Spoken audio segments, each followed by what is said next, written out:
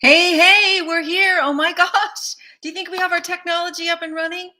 One can only help. Hello, Modem 9. Hello, Liberty. Hello, Linda.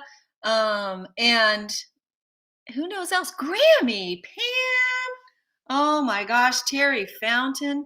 Holy smokes. It's like old home days, right? It's good to see you guys. I'm doing something a little bit different.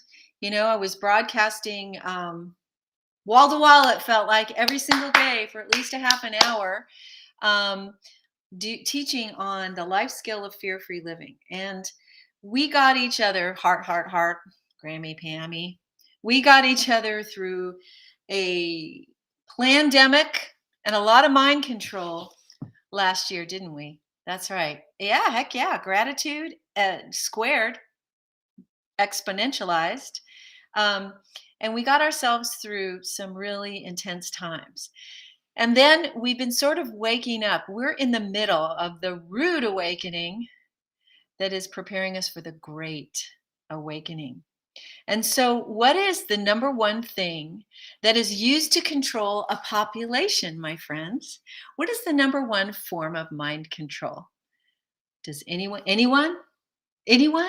What is the number one thing that is used to create manipulation, control, fear? Ding, ding, ding, ding, ding, ding, ding. Liberty Joe has it. Grammy Pam has it. It's been said, and I need predicted programming. Yes, but predictive programming, and we're seeing it in spades in the media. They will tell us decades before what they want to do to us through the movies. And we sit there passively going, oh, wow, what an interesting dystopian movie. And then you wake up to it maybe 10 years later, exactly as they told us. Predictive programming, though, is based on what? It's based on the most powerful thing, which is the thing your body is designed to do for you, is react to danger and threats. And the feeling that comes up when you're reacting to danger is fear. So, your bodies were divinely, beautifully, intelligently designed to keep you safe. Your body will always try to keep you safe. It's harder for your body to keep you safe if you're medicating it so it can't talk to you. If you are in deep addiction and avoidance behaviors and you're numbing out emotionally and you're not paying attention. Hello. Probably I did something wrong. And so when you're in deep avoidance behaviors, numbing out, addictions, and then the thing that people do most often to stop the feelings of fear is to medicate, to tell your body to go to sleep and not talk to you and not tell you what's happening. But my friends, your body is designed, divinely designed to keep you safe. And let's think about that. That's not reptilian and old and stuff like that. Exactly, Modem. It is a design feature so that if you're in a situation that you can flight, flight,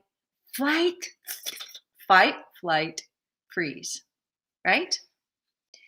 This is called acute stress response. And it's one of the most powerful things that your body is equipped and designed to do. If you perceive a threat, whether it is real or imagined, okay, your body will react. Your brain, which is the hardware of your body, the captain of the ship, in terms of the mechanism, it's the bridge, right, of the ship. It's controlled by your mind. You're not your body. You have a mind, and you also, which is not the heart, which is the software. The hardwiring of your brain is the material, is the mechanism by which. Good morning, Steph Chuck. Is the mechanism by which the system of your physicality is controlled, right? So your brain, as part of the body design, is scanning all the time to see, hey warrior, to see if you're okay. It's scanning every possible thing. And your brain is looking deep into the wiring, deep into what things are wired into you, what memories, what experiences, what thoughts, what beliefs you have, and checking back and forth with that sort of database in your brain to find out what could hurt you, what could harm you, what could diminish you, what could kill you. And we have very strong responses to shame and danger that feel like death to us, existential threats. And when your brain picks up on a trigger related to an existential threat of danger or even shame, it sends a message to your body, the acute stress response, to get you ready to be safe, to keep you safe, so you can run, you can fight, you can freeze. It sends amazing messages throughout your body, changes your chemicals, changes your hormones, shoots adrenaline through, and every system in your entire body shifts into self protection to keep you safe. But when we feel that, instead of seeing it as a gift, instead of partnering with it, instead of understanding what our bodies are trying to teach us about what's really going on, we run from it, we hide from it, or we avoid it, we medicate it, or we submit to it and change our behavior to try to create a form of safety that may not be safe at all. So, what's happened in the last 2 years? They've used highly sophisticated people, have used our institutions that we trust to give us information about health and best practices and medicines and body strength. People we have just ceded trust to have used our acute stress response abilities in our body to manipulate and control us through fear. And if you're not aware of that, and if you haven't woken up to it, and you have not dealt with that, then your body is working like crazy to keep you safe from something that may not even be a danger at all. Did you know that your body reacts the exact same way to a rubber snake as to a real snake? It's not designed to make that differentiation. Your body will react to an authority telling you you're not safe. Stay in your house, wear a face diaper, don't trust your body, take this pill, don't take that pill, you could die. Your body and your brain, on a very deep level, receives that, and it changes your chemicals, it changes who you are, everything you are, what you're doing. And depending on whether you are determined to own your programming, to tell it what you actually believe, and to educate your brain. Did you know you can educate your brain? You can teach your brain to calm down. You can teach your brain to exercise critical thinking. You can teach your brain to challenge authority. You can teach your brain that resistance to the Borg and to the manipulation and to the fear is actually a good thing. Did you know you can teach your brain that you're safe and that it's good and safe to have that kind of empowerment and autonomy? But what have most of us done? Plasticity, exactly. We have, to one degree or another, given the power of our acute stress response over to systems, to media, to authority figures, to family members pressuring us, to our own fear that maybe they know something we don't know. That was one of the biggest ones.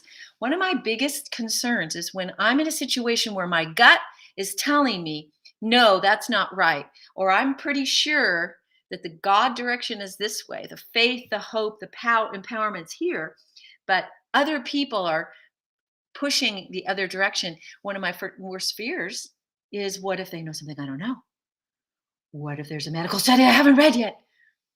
What if, you know, what if the authorities have a power and authority and I can't possibly know everything they know enough to make a safe, good decision for myself, right? And so, my friends, we have been in one of the biggest mind control, propaganda, global control of the globe through the fear and acute stress response systems of the body. If you can manipulate someone's acute stress response over time, consistently, it's one of the most powerful things that happens to the body. It makes the deepest imprint. Trauma, right? In trauma, pain is stored in your brain as memories and images in the cells. If someone consistently tells you over and over and over, you're not qualified to make that health decision, everyone else is doing it. Don't you see? I'm virtue signaling to you about what you need to put on your body, on your face, take inside in order to be safe. Don't you see it? Don't you get it? Don't you understand how you need to conform?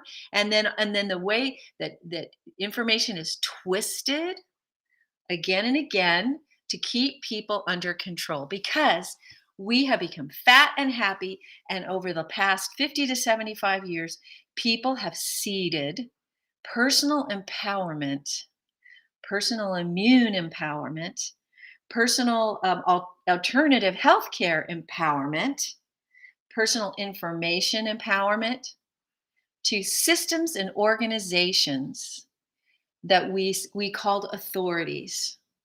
You know, in my day, when I was just coming up, born in 1961, it was the left that challenged authority, that questioned the establishment, and I had to learn from them to question authority and question the establishment. It was cool to resist. It was cool to question. It was cool to stick it to the man. If somebody was in a suit in a big, huge corporate organization, whether business, government, or you know NGOs, right? Science, it was lauded and important that we challenge it. Sometimes we found out good things, and sometimes we found out bad things. But right now, fear is being used to manipulate you to get you to go to sleep. So, part of what we have to do here in order to move on with our lives is to understand fears, how fear manipulates us, how fear is used by people who understand the physiology of the acute stress response in order to keep others under control, and how the use of authority and the abuse of authority is one of the most powerful ways to keep people uh, uh, under control. And what we have to do is learn to shepherd our brains, to teach our brains that resistance is important, challenge is important, calling out establishment is important. Because what do we know about human history? That usually systems that start out to serve the public because of human nature and the sin nature wind up becoming the very systems that oppress and seek to oppress and control the government, to control the people. And so, guess what? In your body, the system that's created to keep you safe, the acute fear response system, if not properly shepherded, will become the system that keeps you under control and keeps you oppressed and keeps you in an adrenalized state of fear all the time. So you have to learn that your brain, your body is meant to serve you and keep you safe, but it cannot do that unless you use your mind to shepherd and teach your brain that risk is good, that resistance is good, that challenge is good, that personal responsibility is good, that thinking outside the box is good, that individual liberty is good. So, people exercising individual liberty means there will be risk, means there will be challenge, means that authoritarians will come against it. So, therefore, We learn that this is good, and we learn that we can be safe in the midst of that kind of conflict. That has to be learned. And that is helpful for us because as we see it in the macro globally and communally, we need to then understand personally that your body can be taught to calm down when you have to confront a bully. Your body can be taught instead of freaking out and going into a panic attack. Your body can be taught. You can teach your body that, yeah, I don't like this. This is uncomfortable. Yeah, I'm having some acute stress things, but I'm not going to let my body and my physical feelings control me. I shepherd them. I teach them. And do you know what? Over time, if you get a hold of this and you learn the skill of living fear free and the life skill of being whole, body, soul, and spirit, believe it or not, your body will learn to believe you. Your body is designed to believe what you really believe, what you really think. And it does things based on what you really believe could kill you. So we've had to learn, haven't we? And what's interesting to me is I was a resistor way back in March of 2020. I could see it coming. I could see back in March of 2020 what they were going to make us put on our bodies, what they were going to try to make us do, that they were going to shut down our rights, terrorize us, keep us isolated, try to control us. I could see it. And I was resisting in March 2020. April 2020, I publicly resisted and lost a bunch of friends. But you want to know what's happening, my dear ones? So starting back then, I was already teaching myself self, body, what do you know to be true? What do you know to be true outside of what the establishment has an interest in getting you to believe? And first and foremost, it was my authority in Christ. That I trample on serpents and scorpions and all the power of the enemy, and nothing shall by any means harm me. Jesus said he was given us all authority over the power of the enemy, including sickness and disease, dark forces, the whole deal. Pick that spot. That's where I carve out my turf and I live from there. And then I teach myself, I teach my body, I bring my brain into submission to that truth and resist and resist. What does the Bible say? Resist the devil and he will flee from you. Right? So I was starting back in March. But the beautiful thing is a lot of people are starting to see like never before, aren't they? They're starting to wake up. They're starting to say, I settled for your little body and mind control thing then. I did what you told me here, here, and here, and here. I thought it was a reasonable thing. I never thought it was reasonable. I saw it was so hard, you guys, to see this back in February and March and know what was coming. I saw it. But you want to know? We're not alone. People are waking up. They're saying no. They're saying no, this isn't okay because it's always something else. We always want to control you a little bit more. We all want to use a little bit more fear. We want you to give a few more of your rights up. We want you to just quietly go away and do the next thing we tell you and the next thing. And what have I taught you over and over? That fear never stays in its own lane. Fear never stays in its own lane. If you give it an inch, it's going to eventually take more and more of you. And don't you think our enemies know that's the best way to control us? So, if you're new to the party or you've been seeing this going on for a long time, we have a lot to learn personally from the global story of tyranny and control because fear is personal, it's a spirit, and it wants to tyrannize you personally in the area of your destiny, right? So, we're going to talk about that stuff. In the meantime, I want you, if you're interested, you can watch my free webinar. Do you see right there? This is a webinar designed for professionals who struggle with burnout. But the key issue with burnout is fear. So for those of you who might identify a little bit differently, feel free to watch the video.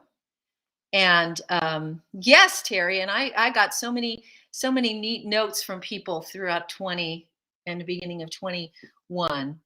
Yeah, flea tick. Yes, modem. Absolutely. Suck the life out of you. That they learn to do hard things and it changed them. So we'll talk more about that. But you can if you want to watch this free 45-minute video about multidimensional mastery over fear and burnout, it's right there for you. And that's all for now. Just a little teaching, kind of deep actually. And I look forward to seeing you guys next time. But before I go, hold on. I'm just going to check in and see what's going on here on YouTube. I think that's where you're watching me from, Modem, right? Are you watching? I just want to do a quick check on some of these channels. Restream allows me to see chat from various channels, but I'm not always able. The chat is an interesting feature because it doesn't always really allow me to see what's going on. So I think we've got Modem, um, here from YouTube. There we go. All right. We've had some D Live.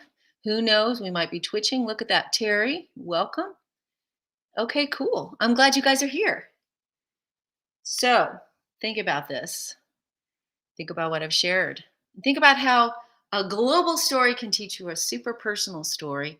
And that, my friends, is where you have an awful lot of power to overcome every single day in that very personal story.